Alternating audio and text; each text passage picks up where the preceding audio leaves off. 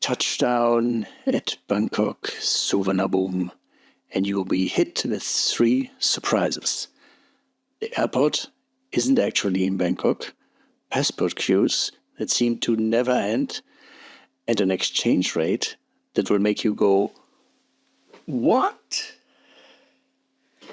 This is when you wish you had a seasoned traveler whispering tips in your ear before takeoff. Having navigated this airport dozens of times and guided countless travelers through it, I know all the ins and outs. I will show you the fastest and smartest way to leave the airport, saving you both time and cash. From your airplane seat to your hotel's front desk, I guide you step by step.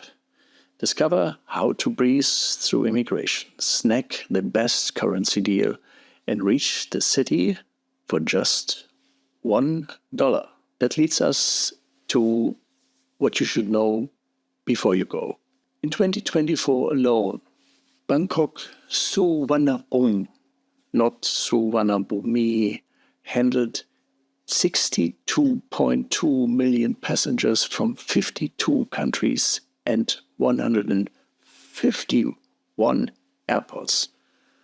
Located in Samut Prakan province, the airport opened in 2006 and expanded with a huge new satellite terminal in 2024.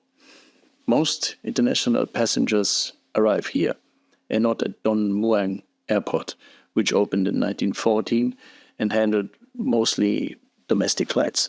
Next, I'll show you how to get out of the airport faster than everyone else and gain 3 extra hours of vacation. When you land there and see the crowds at passport control, you wish you were rich and could fly first class, so you could be paraded past those waiting like a VIP. Turns out you don't have to be rich. You just need to follow my advice and book a fast lane service before you arrive. Easy. The link to this is in the video description.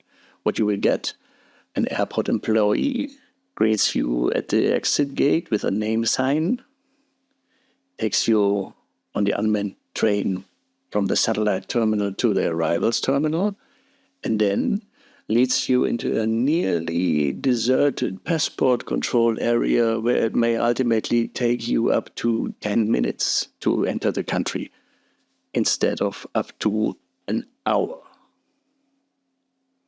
But there's still one problem: passport control. This can't be avoided, and in Thailand it's different than in your home country. Since the officers hardly say a word, I'll tell you what to do. First, don't you ever think about taking photo in this area. Just wait at the prescribed distance until it's your turn. Then, give the man or woman at the counter your passport and your boarding pass, or your unlocked cell phone with your boarding pass. By the way, from May on, you will also have to register online in advance and provide your details such as job, reason for travel, hotel, and return flight. Back to the procedure. Then the officer checks your passport and points in your direction. Like this. This means that you should now submit your fingerprints. There's a small scanner right next to you at chest height. It also says which fingers normally you should put on it, and when, and how long. The officer then points in your direction again. This means you should look into the webcam right next to you so that he can take a picture. Look there for about 5 seconds, like this. You will then receive your documents back and can officially enter the country. Which brings us to the next big issue. You are at the baggage carousel earlier than everyone else. But that doesn't mean your suitcase will arrive any quicker. You solve this problem by traveling like a pro. And I know some people won't like that because it means traveling without luggage. What? Why? 3 reasons. You don't need much in Thailand. You can buy everything cheaply there. And next to every hotel, there's a laundry where a kilo costs 25 cents. And if you pay 50 cents, you get your thing back from the laundry shop in 4 hours, delivered straight to your bed. Here's what I take to Thailand. On a flight, I wear boxers, pants, a belt, 2 socks, a pair of shoes, a shirt, my phone, sunglasses, passport, money, apartment key. In the backpack, 2 boxers, 2 pairs of shorts, 2 shirts, 2 t-shirts, swimming trunks, sport pants with zippered pockets, and a phone charger. Plus some camera gear like Insta-Go or Osmo Pocket. And my favorite hat from the craziest bar in the world. If you know, you know. And I think it's still too much. Honestly, if you travel like this, you will never wait in line at a baggage carousel again. You walk past everyone smiling and happy. Because right now, you've already gained 140 minutes more time for your vacation. But now you're entering the zone where you can lose cash.